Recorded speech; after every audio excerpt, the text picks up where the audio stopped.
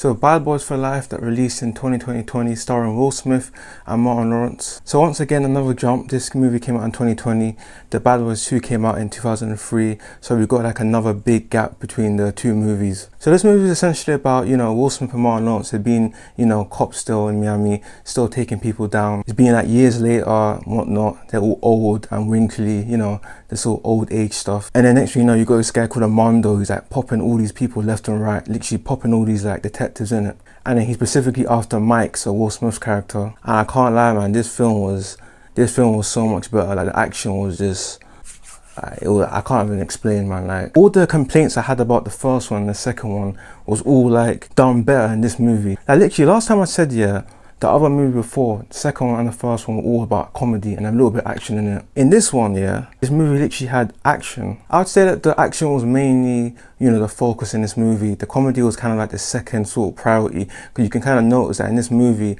it's not as like funnier versus the, the first and the second one. It's more so action, which that's what I wanted. So the first and second movie was directed by Michael Bay, but in this movie it was directed by two different directors, Bilal and I think Adil. I've never heard of them before, but I'll be honest, they did a good job in this movie, man. Like literally, like they stepped up. It's more better. If you're gonna release a movie, a couple years after, it has to be, it has to make sense. It has to actually be worth, them making a whole new movie again. And in my opinion, I feel like they really upped it this time. They made it more better.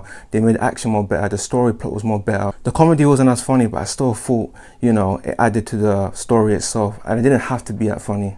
Since I didn't like the second one, I was kind of going to this movie thinking, yeah, I'm not gonna like this one either. It's gonna be trash. It's gonna be boring. But I remember I was watching it. Yeah, I was sitting down thinking like this is actually good. Like this is actually, not bad. Like I had some flaws, of course. In this one, from the moment I started watching it, in terms of action, in terms of just investment in the story, I was already invested in what was going on. I mean, which was a good thing, because I didn't think it made sense to make a Bad Boys 3 in it. But I mean, watching this movie, yeah, 100% made sense. So the first and the second movie was much more like a lighter theme, whereas in this movie, you can tell they're going for like a darker theme, a more different approach, which I think that's what they needed, because in the first and the second one, yeah, in its time it was good and it was funny, but I feel like in this movie, they added a new, kind of twist to it, to where this time they kind of went to the darker approach, less comedy, more action, like I said before, and I really feel like it made the story much more better. So you got, the main characters, Will Smith, Martin Lawrence, they always have good chemistry. They're a lot older now, they're like in their 50s. You can tell that, age is catching up to them, and they're not as, tough as they used to be, and not as,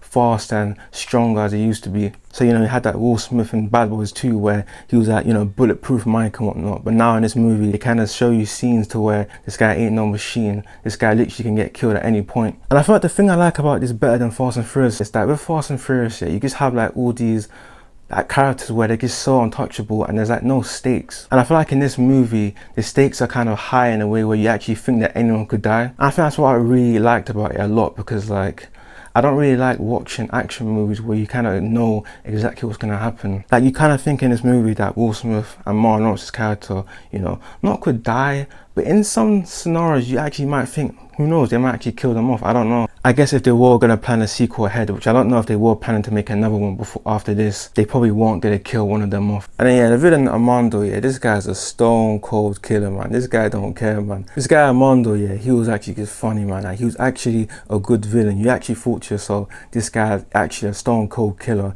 He's no joke. Whereas in number 2, you have this stupid guy like just, he's just a Miami, drug dealer, but he's not really intimidating. He's done a good job, making him feel like he's, this big bad guy who's actually getting things done. It was a nice, fresh look on it, versus, having the comedic, goofy sort of villain, which sometimes can get a bit boring in it. So this time the pacing was much better.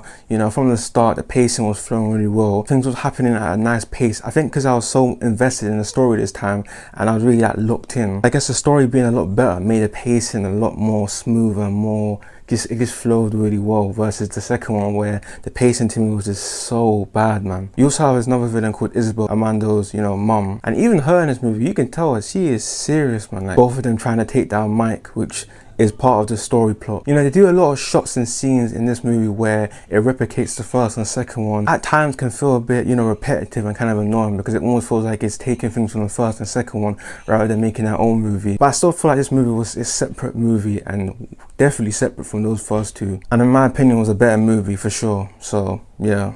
They use like a lot of slow motion effects again in this movie. It works so effectively to where, based on the scenes that happen, but it's a spoiler so I can't say, but they use it really well in this movie because it was telling a story through like, you know, slow motion, but not in like a cheesy way. So I feel like that worked a lot. You know, the visuals are good as well. I feel like the visuals are better.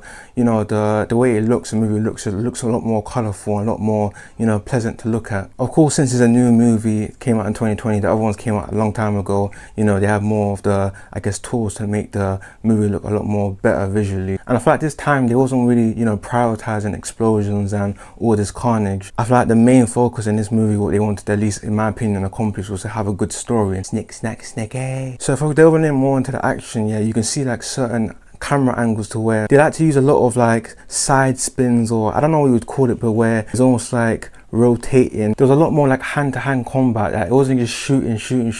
There was a lot more like hand-to-hand combat with the villains and just other people in general. And that to me was the most surprising thing, because like I said, in the first and second one, we weren't getting any of this. Mainly what we were getting was just shooting and explosions and maybe, you know, a bit of action scenes, but it wasn't really as impactful. But I feel like definitely in this movie, they wanted to make sure or prioritize that the action was up there. This time it actually was an action and a comedy. I think in my opinion, this was like the best action movie I've seen in a long time. I can't even lie, because as each action, you know, is taking place, you can kind of tell that, you know, Martin Lawrence and Will Smith's character, they're not like invincible. So when you're seeing them fight, you can kind of like feel like, you know, they're vulnerable in every, you know, exchange within the fight. And I feel like that's what makes a fight more compelling rather than just them, you know, beating up a bunch of people that they know they could beat. I think my negatives in terms of this movie was that I feel like as the movie progresses, you can kind of see where they're going with it. And it's one of those like cliche things where you kind of think in a real life, you know, scenario, none of these, you know, situations would be happening in terms of choice making. And I feel like that's my issue with like the character Mike and Marcus's character, where the choice making is just a bit,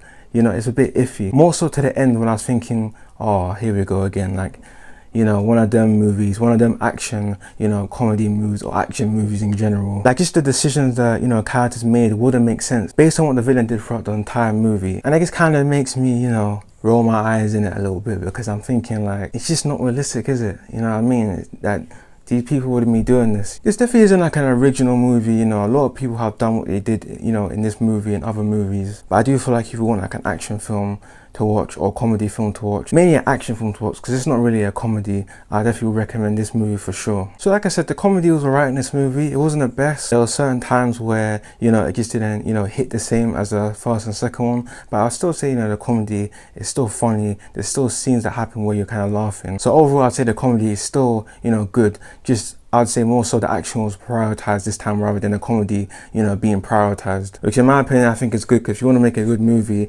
and label it as action and comedy, you have to, in my opinion, prioritize the action over the comedy. But if you like this video, like, subscribe, let me know what you thought about this movie. But yeah, if there's anything else I missed, let me know. And yeah, man, that's it. See ya.